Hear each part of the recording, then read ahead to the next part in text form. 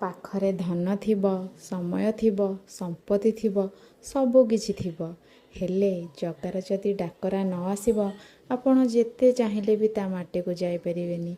କ'ଣ ଠିକ୍ କହିଲି ନା ସାଙ୍ଗମାନେ? ନମସ୍କାର, ଜୟ ଜଗନ୍ନାଥ। ଶୁଭ ସକାଳ ସାଙ୍ଗମାନେ। ଆଜି ଗୁରୁବାର, ମା ଲକ୍ଷ୍ମୀଙ୍କର ବାର। ଆଜି ଭଳି ଶୁଭ ଦିନରେ ଆମେ ସମସ୍ତେ ମାନେ ମୁଁ ଆଉ ମୋ ଫ୍ୟାମିଲି, ମୋ ନଣନ୍ଦ ଆଉ ମୋ ସାନ ଭଣଜା ପ୍ରାୟ ଅପରାହ୍ନ 2ଟା ବେଳେ ବାହାରିଲୁ ପୁରୀ ଜଗା ଦର୍ଶନ କରିବା ପାଇଁ। ଜଗାର ଇଚ୍ଛା ନଥିଲେ କେହି ତା ପାଖକୁ ଯାଇକି ବି ତା'ର ଦର୍ଶନ କରିପାରିବେନି। ମୁଁ ନିଜେ ସେମିତି ସିଚୁଏସନ୍ ଫେସ୍ କରିଛି। ତା'ର ମାଟିକୁ ଗଲେ ଗୋଟେ ଅଲଗା ପ୍ରକାରର ଆନନ୍ଦ ଲାଗେ। ଇଚ୍ଛା ହୁଏ ମୁଁ ଏଠି ସବୁଦିନ ପାଇଁ ରହିଯାଆନ୍ତି କି। ବାଟରେ ଗଲାବେଳେ ଆମେ ପ୍ରଥମେ ଜଳଖିଆ କରିବା ପାଇଁ ରହିଯାଇଥିଲୁ। ଏତେ ବାଟ ଆସିଲା ପରେ ଟିକେ ବ୍ରେକ୍ ନେଇଥିଲୁ। ମହାପ୍ରଭୁଙ୍କର ମାଟିରେ କି ମହିମା ଅଛି କେଜାଣି, ଥରେ ଗଲେ ମାନେ ଆସିବାକୁ ହିଁ ଇଚ୍ଛା ହୁଏନି। ବ୍ରେକ୍ ପରେ ପୁଣି ଆମର ଯାତ୍ରା ଆରମ୍ଭ ହୋଇଯାଇଥିଲା ପୁରୀ ଅଭିମୁଖେ। ବାଟରେ ମା ବାଟମଙ୍ଗଳାଙ୍କ ମନ୍ଦିର ପାଖରେ ଆମେ ରହିଲୁ। ଆମେ ଭାବୁଥିଲୁ ପ୍ରଥମେ ରିଟର୍ଣ୍ଣ କରିଲା ବେଳେ ମାଙ୍କୁ ଦର୍ଶନ କରିକି ଯିବୁ, ହେଲେ ମାଙ୍କର ଇଚ୍ଛା କିଛି ଅଲଗା ଥିଲା। ଆମେ ରହିଲୁ, ମାଙ୍କର ଦର୍ଶନ କଲୁ, ଆଉ ବହୁତ ହି ବଢ଼ିଆ ସେ ମାଙ୍କର ଦର୍ଶନ ହେଲା। ମାଙ୍କର ମହିମା କ'ଣ ବା ଆଉ କହିବି, ଯେତେ କହିଲେ ବି କମ୍ ପଡ଼ିବ।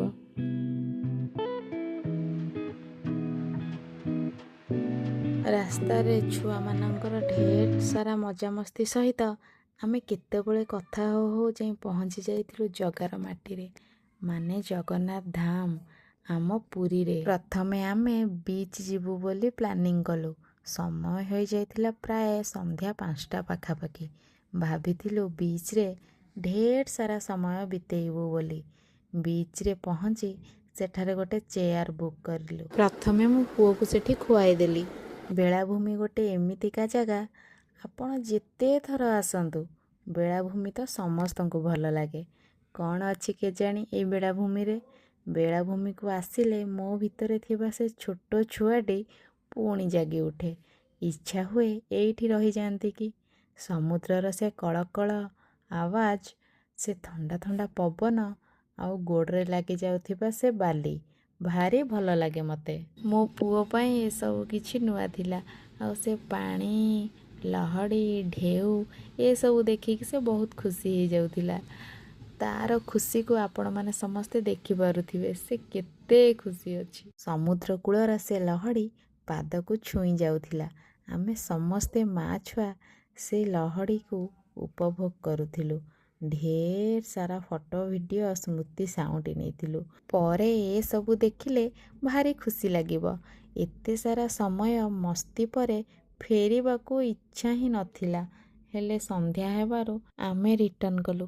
ଆଉ ସନ୍ଧ୍ୟା ସମୟର ସେ ଭିୟୁଟା, ମାନେ ସନସେଟଟା ବହୁତ ହି ସୁନ୍ଦର ଲାଗୁଥିଲା। ଏବେ ଆମେ ବାହାରିଲୁ ଶ୍ରୀମନ୍ଦିରକୁ। ବଡ଼ଦାଣ୍ଡରେ ଗୋଟେ ଭଲ ଟିଫିନ୍ ଷ୍ଟଲ୍ ଦେଖି ଆମେମାନେ ରହିଲୁ। ସେ ଟିଫିନ୍ ଷ୍ଟଲ୍ ପାଖରେ ଗୋଟେ ଶିବ ମନ୍ଦିର ଥିଲା, ଆଉ ସେଠି ମହାଦେବଙ୍କର ଦର୍ଶନ ବି ହେଇଗଲା।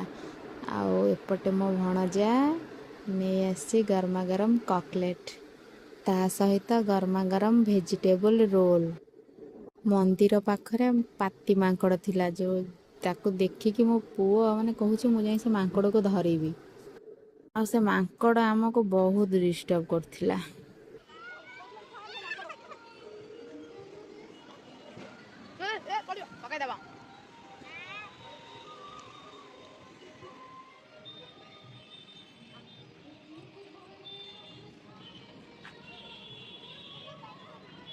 ଟିଫିନ୍ ଖାଇସାରି ଆମେ ଶ୍ରୀକ୍ଷେତ୍ର ଅଭିମୁଖେ ବାହାରିଲୁ। ଲାଷ୍ଟ ଥର ଆସିଥିଲି ଫ୍ୟାମିଲି ସହିତ, ବହୁତ କିଛି ଅଘଟଣ ଘଟି ଯାଇଥିଲା ଆମ ସହିତ।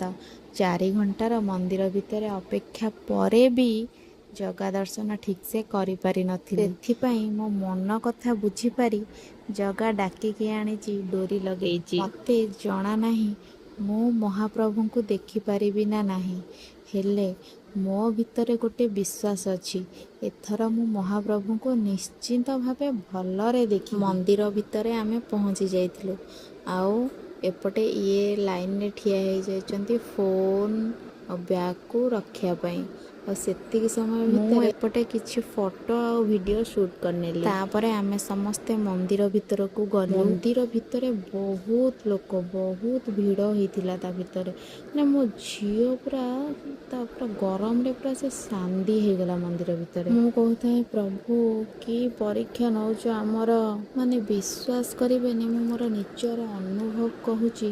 ମାନେ ମନ୍ଦିର ଭିତରେ ଏତେ ଭିଡ଼, ଏତେ ଲାଇନ୍ ଭିତରେ ବି ମୁଁ ବହୁତ ସମୟ ଠିଆ ହେଇ ମହାପ୍ରଭୁଙ୍କୁ ଦର୍ଶନ କରିଛି। ମାନେ ମୋ ମନ ଭରିବା ପର୍ଯ୍ୟନ୍ତ। ମହାପ୍ରଭୁଙ୍କୁ ଦର୍ଶନ କରିସାରି ଆମେ ମନ୍ଦିର ଚାରିପଟେ ପରିଭ୍ରମଣ କଲୁ। ତାପରେ ଏପଟେ ମୋ ପୁଅକୁ ଦେଖନ୍ତୁ, ସେ ଘୋଡ଼ା ହେଇ ତାପରେ ବସିଗଲାଣି। ଆଜି ପାଇଁ ଭିଡ଼ିଓଟି ଏତିକି। ବ୍ଲଗ୍ଟି ଭଲ ଲାଗିଲେ ନିଶ୍ଚିନ୍ତ ଭାବରେ ଲାଇକ୍, ସେୟାର, ସବସ୍କ୍ରାଇବ୍ କରିବେ।